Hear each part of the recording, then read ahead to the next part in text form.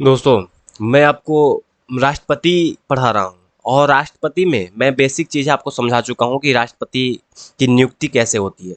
राष्ट्रपति की जो क्वालिफिकेशन होता है वो क्या-क्या होता है, उनकी योग्यताएँ क्या-क्या होती है, कौन देश के लोग हैं जो राष्ट्रपति बन सकते हैं और राष्ट्रपति को उनके पद से कैसे हटाया जाए, इन तमाम बातों को हम पहले जान चुके हैं। यहाँ तक कि राष्ट्रपति की क्षमादान की शक्ति जो आर्टिकल 72 में है, आर्टिकल 72 में वो भी हम लोग देख चुके हैं। अब आज हम लोग पढ़ने वाले हैं अनुच्छेद 74। अनुच्छेद 74 कुछ और नहीं, बस राष्ट्रपति की पावर को और थोड़ा क्लासिफाई करता है और दिखाता है कि कहाँ जाके राष्ट्रपति की पावर मंत्रिपरिषद से दब जाती है। मंत्रिपरिषद से दबने का मतलब है कि मंत्रिपरिषद की स्थापना और मंत्रिपरिषद की नियुक्ति राष्ट्रपति के माध्यम से और उनके सलाह पे राष्ट्रपति के कार्य, इन तमाम बातों को हम समझेंगे कि किस प्रकार कैसे कार्य होता है। चलिए हम लोग लेट के बिना आपको बता दूं कि मैं टीआरई 4.0 के बच्चों के लिए स्पेशली पढ़ा रहा हूं और मेरा टारगेट है कि टीआरई का एग्जाम से पहले आपका हर एक चैप्टर कंप्लीट हो, वो हिस्ट्री का हो, पॉलिटी का हो, ज्योग्राफी का हो, सब मैं पढ़ाने वाला हूं। बहुत जल्द मैं पॉलिटी भारतीय राज्य व्यवस्था कंप्लीट करके भारतीय इतिहास से स्टार्ट करूंगा। मोस्ट इंपॉर्टेंट टॉपिक जहाँ से क्वेश्चन लगातार बने हैं और बनते रहेंगे और बनेंगे भी।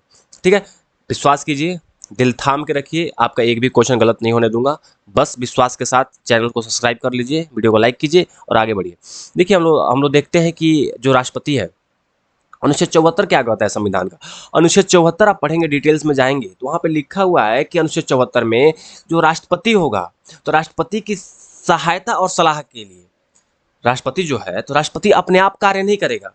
कोई राष्ट्रपति है तो राष्ट्रपति अपने आप कार्य नहीं करेगा। मतलब कहने का मतलब है कि राष्ट्रपति, मैं देखा तो राष्ट्रपति, तो राष्ट्रपति है तो राष्ट्रपति अपने आप कोई कार्य नहीं करेगा। इसकी सहायता के लिए इसकी सहायता के लिए क्या होंगे, एक पीएम होता है, प्रधानमंत्री। और ये पीएम किसके पार्ट होता है, पीएम किसके पार्ट होता है, तो मंत्री परिषद का पार्ट होता है। मंत्री मंत्री परिषद, पीएम किसके पार्ट होता है, मंत्री परिषद के पार्ट होता है।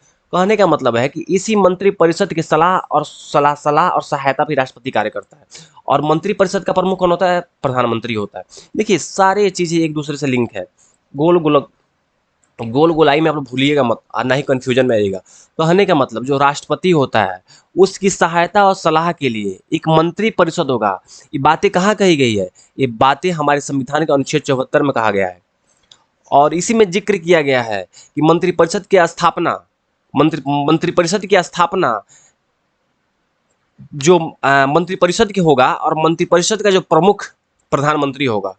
अगर मंत्रिपरिषद का प्रमुख प्रधानमंत्री है तो प्रधानमंत्री के ही सिफारिश पे मंत्रिपरिषद का प्रमुख प्रधानमंत्री है, प्रधानमंत्री की सिफारिश पे बातें मंत्रिपरिषद आएंगी और मंत्रिपरिषद जो बोलेगा वही राष्ट्रपति को करना है। कुल मिला के पावर कहाँ है, पावर यहीं से स्टार्ट होता है, यहीं फिनिश। देश का जो प्रधानमंत्री है सबसे पावरफुल है। बस ये है, हमारे संविधान में कुछ ऐसा प्रावधान किया गया कि राष्ट्रपति के नाम पर काम होगा, लेकिन प्रधान कौन होगा, मुख्य कौन होगा, सबसे पावरफुल कौन होगा, प्रधानमंत्री होगा। यही अनुच्छेद 74 स्पष्ट रूप से कहता है, जो संसदीय प्रणाली की आधारशिला है। और कहा जाता है कि वास्तविक कार्य शक्ति जो है वो मंत्रिपरिषद में ही निहित होती है। वास्तविक कार्य शक्ति आप लोग राष्ट्रपति में नहीं देखोगे, मंत्रिपरिषद में ही देखोगे। इतना ही, जो राष्ट्रपति और मंत्रिपरिषद में अगर अंतर की बात करते हैं कि कहाँ डिफरेंस दिखता है, तो देखिए डिफरेंस यही है जो मैं आपको बार बार समझा रहा हूँ। ये अगर ये राष्ट्रपति हो गया, ये हो गया मंत्रिपरिषद, तो मंत्रिपरिषद में पीएम भी होते हैं और अन्य मंत्री अदर्स मंत्री भी होते हैं। इसको कहते हैं मंत्रिपरिषद, जो मंत्रिपरिषद होता है। एक हो गया यहाँ पे राष्ट्रपति। दोनों में बहुत अंतर है। इसके सलाह पे इसको काम करना है, इनके सलाह पे इनको काम करना है। बस ध्यान रखिएगा, बातें कहाँ की है, आर्टिकल 74 में, जो बार मैं आपको समझा रहा हूँ। और मंत्रिपरिषद की शक्ति वास्तव में बहुत ज्यादा है क्योंकि उसका नेता है प्रधानमंत्री।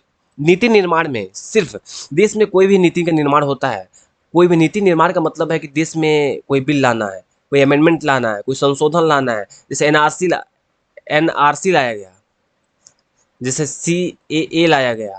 तो जितनी भी कानून आता है राष्ट्रपति के नाम से आता है, लेकिन कौन होता है, मंत्रिपरिषद के ही माध्यम से पास होता है, आता है यहाँ पे। बस राष्ट्रपति के इस पे मोहर साइन होते हैं कि राष्ट्रपति ने भेजा है।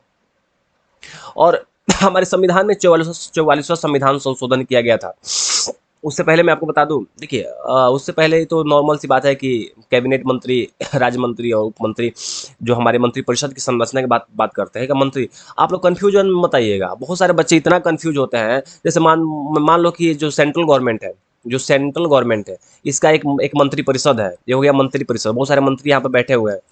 यहाँ पे मंत्री परिषद है, इसको है तो मंत्री परिषद में कुछ मंत्री सेंट्रल मिनिस्टर कहलाते हैं, कुछ मंत्री मिनिस्टर ऑफ स्टेट कहलाते हैं, और कुछ मंत्री उपमंत्री होते हैं। मतलब मंत्री तीन प्रकार के हैं, मंत्री तीन प्रकार के हैं, ध्यान रखो, मंत्री तीन प्रकार के हैं। अगर हम मिनिस्टर ऑफ स्टेट, अगर हम मिनिस्टर ऑफ स्टेट कहते हैं, राज्य मंत्री कहते हैं, तो राज्य मंत्री कहने का मतलब ये नहीं होता है कि किसी राज्य के, यूपी के मंत्री हैं, बिहार के मंत्री हैं, सेंट्रल गवर्नमेंट के ही मंत्री हैं। अगर मैं कहता हूँ उप मंत्री कहता हूँ, तो ये इस ऐसा मत समझो कि उप मंत्री मतलब कुछ नहीं, इसकी सलाह और समझौता के लिए, इसकी सलाह देने के लिए उप मंत्री होता है। इतना ही नहीं, एक होता है कैबिनेट मंत्री, कैबिनेट मंत्री होता है, ठीक है। तो कैबिनेट मंत्री सबसे बड़ा पोस्ट है, सबसे बड़ा पद है। तो देखिए इसको हायरार्की होता है। आप मैं आपको यहाँ समझाता हूँ। ये हो गया कैबिनेट मंत्री, कैबिनेट मिनिस्टर हो गया, नीचे हो गया मिनिस्टर ऑफ स्टेट, नीचे हो गया जो उप मिनिस्टर मान लीजिए। सबसे मुख्य निर्णय इसको काम करना है, लेकिन इसको सहायता और सलाह देने के लिए मिनिस्टर ऑफ स्टेट होते हैं, और इनको सहायता और सलाह देने के लिए उपमंत्री होते हैं। मतलब तीनों का काम तो अलग अलग है, लेकिन सहायता और सलाह के भी कार्य है। तो मुख्य रूप से मंत्री जो सेंटर ऑफ मिनिस्टर होते हैं, जो मंत्री होते हैं, तो मंत्री परिषद की संरचना में तीनों मंत्री आते हैं, ध्यान रखिएगा, ऐसा नहीं है कि नहीं। वही मैं लिखा हूँ कि एक होता है कैबिनेट मंत्री, जो सेंट्रल मिनिस्टर कैबिनेट मंत्री होता है, जो मुख्य रूप से कैबिनेट में भाग लेते हैं। एक होता है राज्य मंत्री, जिसको स्वतंत्र प्रभार सहित कैबिनेट मंत्री के रूप में भी इसको जाना जाता है। और कैबिनेट या राज्य मंत्रियों का प्रशासनिक सहायता के लिए होते हैं उप मंत्री, ठीक है। तो आप इन सब बातों को ध्यान रखिएगा, इसमें कन्फ्यूजन वाली बात नहीं है। और इससे पहले मैं आपको बताना चाहता हूँ, एक आर्टिकल मैं आपको समझा रहा था, आर्टिकल 74 कहाँ गया, हाँ आर्टिकल यहाँ देखो। देखिए मैं आपको आर्टिकल 74 तो बता चुका हूँ क्या है। एक मंत्री परिषद होगा, मंत्री परिषद का प्रमुख प्रधानमंत्री होगा, उसके सहायता और सलाह के माध्यम से राष्ट्रपति कार्य करेंगे, इतनी बात है। समय समय पर हमारे संविधान जब निर्माण हो रहा था, उसमें लिखा गया था कि राष्ट्रपति मंत्रिपरिषद की सलाह पे कार्य करेगा, लेकिन ये बाध्यकारी नहीं है। उस टाइम हमारे संविधान निर्माता इसको बाध्यकारी नहीं बनाए। ऐसा नहीं बोले कि बाध्यकारी होगा कि जैसे मंत्रिपरिषद बोलेगी वैसे तुमको काम करना है, लेकिन बाध्यकारी न होने की स्थिति में एक संविधान में संशोधन किया गया। इंदिरा गांधी ने 1976 में संविधान में संशोधन किया, और इंदिरा गांधी ने बोला कि जो सलाह है बाध्यकारी है भाई। उन्होंने कहा कि सलाह, क्योंकि इंदिरा गांधी के पास लगभग इंदिरा गांधी के पास 350 प्लस सीट था, पूर्ण बहुमत में थी, और उन्होंने बोल दिया कि जो बाध्यकारी शब्द है, जो सलाह शब्द है कि सलाह पर कार्य करेगा, वो बाध्यकारी है, इसमें आप संशोधन नहीं कर सकते। अगर मंत्रिपरिषद सलाह देता है तो राष्ट्रपति को मानना ही पड़ेगा। ये बात इंदिरा गांधी बोलती हैं। लेकिन बाद में इमरजेंसी के टाइम में, क्योंकि 1900 आप पढ़े होंगे, 1975 में 1975 से 77 तक देश में इमरजेंसी थी, उस सिचुएशन की बात है। लेकिन बाद में जो हमारे देश में 44 अमेंडमेंट हुआ 1978 में 44 अमेंडमेंट हुआ, इसमें कहा गया कि नहीं, ऐसा नहीं है। अगर मंत्रिपरिषद आंख मूंद कर कोई ऐसा बिल देता है, जो बिल को पास होने से देश में कुछ ऐसी स्थितियां बन सकती है, जो देश में दंगा फसाद या देश की एकता अखंडता है, उसको खतरा हो सकता है इससे।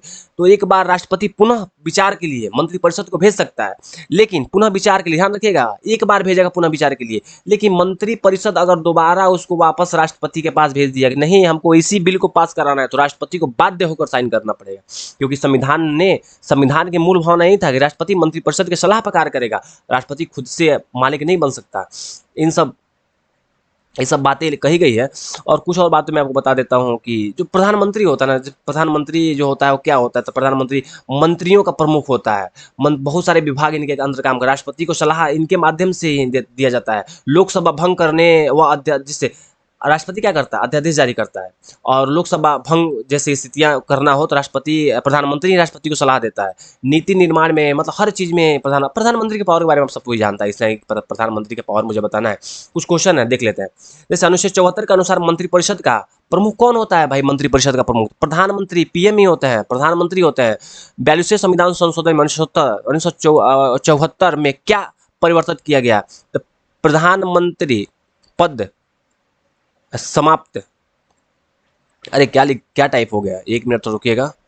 देखिए इस सलाह को बाध्यकारी किया गया, बिल्कुल सही है, सलाह बाध्यकारी किया गया। और यहाँ पे देखिए 44वें अमेंडमेंट में क्या किया गया, तो यहाँ देखिए एक बार पुनः विचार के लिए भेजा गया। देखिए मोस्ट इंपोर्टेंट है, आप लोग पीडीएफ ध्यान से पढ़िए, मन लगा पढ़िए। फिर मिलते हैं नेक्स्ट वीडियो में, बहुत बहुत धन्यवाद।